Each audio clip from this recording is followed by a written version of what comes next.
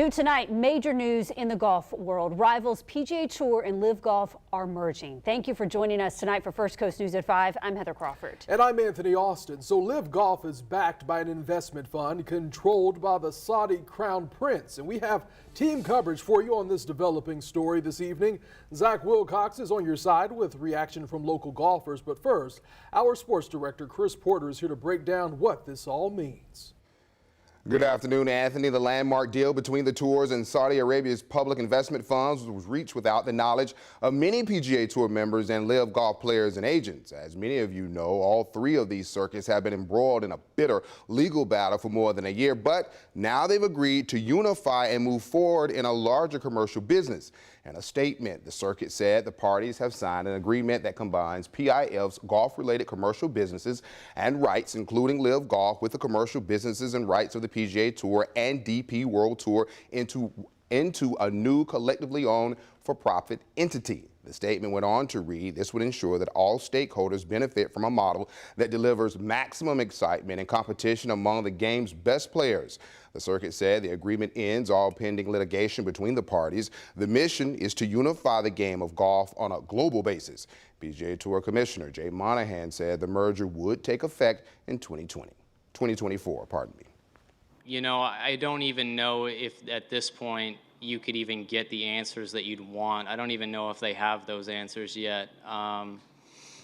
I think one of the big things will be moving forward is how are players reintegrated back into the system, if they are. I mean, again, we don't even know if they will be. I mean, so, you know, that being one of the big talking points throughout this year and a half from the commissioner about how these guys will never play on the PGA Tour again. Monahan called the reinstatement of PGA Tour members who had defected to LIV Golf, quote, a complicated endeavor and one that will be guided by established PGA Tour rules and regulations, end quote. Now we continue our team coverage with Zach Wilcox. He's live at Jacksonville Beach Golf Club where he talked to golf fans today. And Zach, are they as stunned as we were when we found out the news?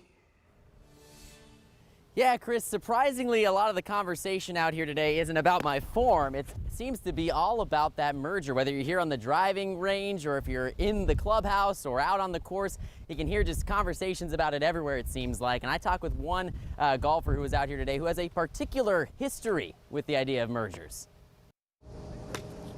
I spent a number of years with the Chicago Bulls and San Antonio Spurs, and I ended up finishing up with the Boston Celtics, you know, with Larry Bird. Artis Gilmore made his mark on the basketball court, but these days, he spends more time on the greens. You notice I'm here.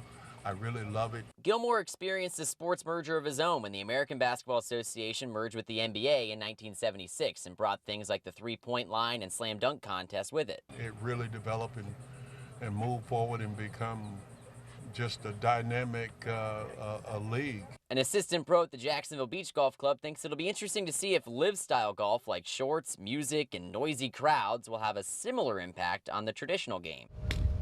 People having a lot more fun, not the classical approach of quiet golf where everyone's being super respectful and sitting on the sidelines. It's going to get people talking, and when people talk, they come out and play. Another golfer wonders what it means for the players who'd already made the jump and those who hadn't. I just think like for someone like, you know, Rory or maybe some of these other guys who stayed on tour, you know, they did a lot of hard work to try and keep guys to stay on the tours. I just, you know, maybe feel a little bit for guys like that who potentially could have maybe gone to make a couple millions, make millions here and there with LIV, only to have been able to maybe come and get their tour card back sooner. Gilmore will be at the next Players to see what the new tour looks like for himself. It's going to be exciting. I really believe that, and I'm looking forward to it. So I asked Gilmore if it was any kind of a hard transition from the ABA to the NBA, getting used to the different rules, getting used to different fan bases, different players, but he told me that honestly at the end of the day, basketball is basketball, and I guess it worked out for him considering he wound up in the Hall of Fame. In Jax Beach, Zach Wilcox, First Coast News, on your side.